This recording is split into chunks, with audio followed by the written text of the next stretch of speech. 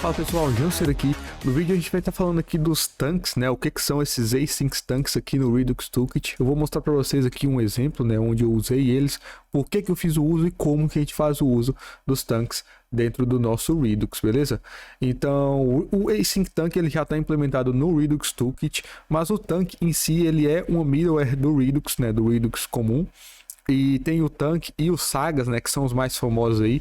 E são basicamente middlewares que nos auxiliam no tratamento aí de chamadas assíncronas, do tratamento de effects, né, o gerenciamento de estado quando está relacionado a algo assíncrono, beleza? Então aqui na documentação do Redux Toolkit nós temos aqui, né, um overview do porquê, né, que o Redux Tank está aqui no Redux, o que ele faz, né? Aqui já tem uns exemplos de criação, né, de como que isso é feito e de uso. Então aqui está muito bem documentado os parâmetros e tudo. Eu recomendo que você dê uma olhada aqui, mas eu já vou fazer a abordagem, né, como sempre, na aplicação, tá? Então nós temos aqui, né, aqui no VS Code, eu tenho aqui também a aplicação, né, que eu vou mostrar para vocês novamente. É um contador, né, onde é um contador, né? Eu aumento, diminuo, e aqui eu tenho esse botão async, que ele simula aqui uma requisição assíncrona, e após a conclusão dessa requisição assíncrona, ele aumenta aqui em 2 o contador, né? Então, nesse meio tempo, né, enquanto a requisição assíncrona está sendo feita, eu estou fazendo o controle de effect, né? Eu estou mostrando o modal na tela. Quando completa, né, esse promise é resolvido, eu tiro o modal da tela e aumento o meu valor aqui do meu estado, beleza? Então, a criação do tanque, né, eu vou voltar aqui para o VS Code, a sintaxe, né, ela é bem simples, né, que nós temos esse create async tank que nós importamos aqui do Redux Toolkit, e a gente precisa passar um identificador, e como segundo argumento aqui a gente passa uma função assíncrona, que é a função assíncrona que a gente vai executar, né? Então isso aqui pode ser uma solicitação para a API, né, para a gente buscar dados do usuário, salvar dados, criar usuário, enfim, qualquer solicitação assíncrona você vai estar fazendo ela com essa função assíncrona aqui. Então os parâmetros que ela recebe também é os parâmetros que você vai precisar para fazer a solicitação, né? E esse parâmetro aqui é o que eu vou ter que passar como parâmetro, como argumento da função, né, quando eu for fazer o uso dela. Então aqui nesse caso, né, é uma função assíncrona, eu recebo um amount, né, o de quanto em quanto eu quero aumentar o meu contador, e aqui eu estou criando um promise, né? O new promise recebe uma data e um dado, né? Esse data aqui é para simular uma requisição lá para o Exos, né? Que é quando a gente recebe a resposta do Exos, está lá dentro de data, né? O response.data. Mas aqui é um promise que eu estou resolvendo ele. Dou um set timeout, né, de 2 segundos, e depois eu resolvo passando o data com esse valor amount que eu recebi como parâmetro. E depois eu retorno esse response.data, beleza? Então, basicamente a criação desse tanque é isso, né, desse async tank. É bem simples, e o uso aqui ele vai ser usado em 2 locais. Eu vou passar ele primeiramente na minha slice, tá? Então na minha slice aqui, nessa parte de extra reducers, é onde eu adiciono o tratamento dessa minha requisição assíncrona. E quando eu falo de tratamento da requisição assíncrona, a gente pode imaginar lá quando a gente está fazendo uma requisição assíncrona que a gente usa o try catch, né? O try para a gente tentar fazer a solicitação, e se der erro, nós tratamos o caso de erro.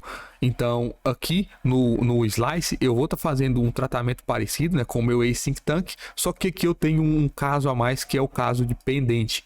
Beleza? Então a requisição assíncrona ela vai ter um estado de pendente, completo e rejeitado. E para registrar esses casos, eu uso aqui no Extra Reducers, né? Ele tem uma função callback aqui, que ela me disponibiliza um builder, né? Essa função recebe um builder, e esse builder eu uso ele para construir esses meus casos, né? Os casos, a gente pode sim imaginar, é literalmente o que está escrito aqui, né? São reducers extras, tá? A gente tem registrado aqui dentro da slice os reducers relacionados ao tratamento de dados síncrono, né? Então, quando eu quero aumentar ou diminuir o meu contador de forma síncrona, eu passo aqui, e aqui eu posso passar um extra reducer, né? Um reducer extra, usando esse meu builder para registrar esses casos. Então, esses casos que eu adiciono, né? Se a gente ver aqui a anotação, eu uso builder.addCase, eu adiciono um caso onde eu passo uma chave e eu passo a função que vai tratar quando essa chave for disparada. Beleza? Então, voltando um pouco aí no nosso conceito de Redux, né? Quando a gente tem o tipo e o payload, quando a gente cria um async tank, ele nos retorna 3 tipos: o tipo de completo, pendente e rejeitado. Beleza? Então, o que eu estou fazendo aqui é basicamente criando esses 3 tipos, né? O tipo de completo, quando a minha requisição assíncrona for completada, o que eu vou fazer? Né? Aqui eu estou aumentando o contador, né, com o action.payload. Lembrando que esse payload é o que foi retornado aqui do tanque, tá? E eu estou também tirando o state.loading, eu estou alterando o meu estado que indica o carregamento, né? No caso que mostra o modal, estou colocando falso. Quando a minha solicitação assíncrona estiver pendente, né? O que eu vou fazer? Eu vou botar o state.loading true, eu vou mostrar o loading em tela, né? Mostrar que está carregando, está pendente. E quando for rejeitado, que eu só estou dando um console log, mas aqui eu iria fazer o tratamento do erro, né? Da forma que a minha aplicação precisar. Beleza? Então, eu estou fazendo esses 3 registros aqui usando, né, o meu counter increment async, que é o tanque que eu acabei de criar, né? Então, se eu venho aqui e dou um counter increment async, só para dar um ponto aqui para a gente ver o que tem dentro dele, né? Que nós temos esses 3 estados, né? Pendente, rejeitado e o completo. Tem mais alguns outros métodos aqui, mas isso não nos importa agora, tá? Eu só quero mostrar para vocês que o counter increment async, ele é também uma função. Não é que ele é exatamente uma função, mas ele tem também a gente pode pensar nele como uma classe, tá? Mas a ideia é que eu consigo usar esse counter increment async para executar a minha action, como a minha action, né? Além dele me exportar aqui os tipos, né? Os tipos de completo, pendente e rejeitado, ele é também uma função, que essa função eu passo o argumento, por exemplo, aqui 20, e quando eu passar isso aqui dentro do meu dispatch, eu vou estar basicamente disparando uma action, basicamente disparando essa função assíncrona, passando para ela o valor 20. E essa action que foi disparada, ela vai ser tratada pela minha slice. Então, juntando tudo aqui, a gente vem no nosso index, né, que aqui é na tela inicial. Deixa eu trazer aqui de novo a aplicação. E no botão, né, async, né, o botão que faz esse increment de forma assíncrona, o que eu faço? Eu dou um dispatch e eu passo aqui o meu counter increment async com o valor 2. Então, quando eu disparar esse botão, quando eu clicar nesse botão, eu vou disparar uma action, né? Eu vou disparar o meu tanque com o valor 2 e ele vai ser tratado aqui pela minha slice, né? Que é exatamente o que está acontecendo. Então, quando eu clico em async, né, ele vai aguardar 2 segundos e vai incrementar em 2. Se eu troco aqui esse parâmetro, né, para 5 e clico em async, ele vai aumentar agora de 5 em 5. Eu tenho que reiniciar, né, o app, e agora eu clico em async e ele vai aumentar de 5 em 5.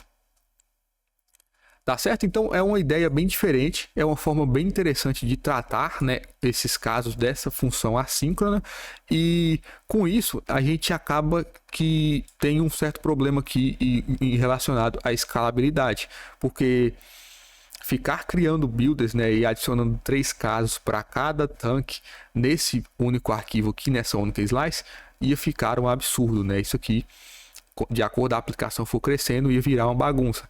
Então, a gente pode criar uma função que recebe como parâmetro esse builder e essa função adiciona esses casos para a gente. Esses 3 casos, por exemplo, relacionados a cada tanque que a gente tem. Então, eu consigo separar isso em funções e eu já tenho um exemplo pronto aqui em outra branch, né? Deixa eu só trocar aqui para branch builder. E aqui nela, eu alterei um pouco aqui, eu adicionei a pasta builder dentro da minha pasta counter, né? Que se você viu as aulas passadas, eu tenho a pasta store, né? Que é tudo relacionado à minha store, ao meu Redux.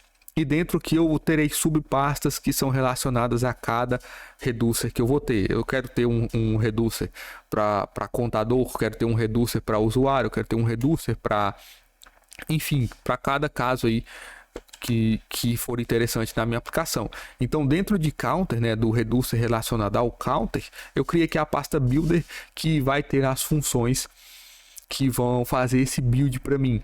E vão adicionar esses casos para mim lá naquele extra reducer. Então essa função eu chamei ela de increment async builder, né, que é a função que vai fazer o build aqui dos casos do meu tanque de increment, né, que vai incrementar valores.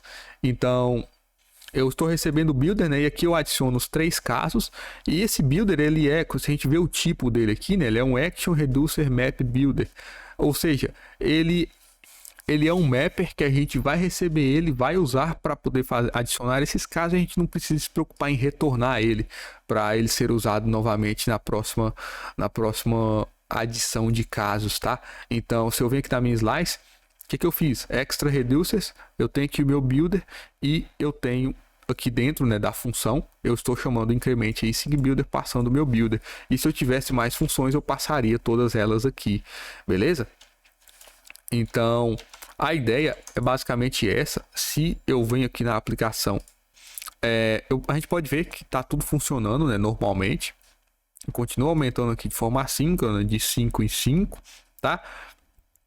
E mostrando aqui também a parte do JSX, né, da tela em si. Eu estou acessando aqui o meu loading, né, do meu Redux, tá? Então, eu estou acessando o loading aqui, e aqui embaixo eu estou fazendo a renderização condicional do meu modal. Na verdade, é aqui em cima, né? O meu modal está visível baseado no meu loading. Então, é basicamente isso que controla aí se o modal vai ser mostrado ou não na tela. Tá, beleza? Então, eu só quero mostrar para vocês agora o caso de erro, né? Quando a gente está falando de exceção.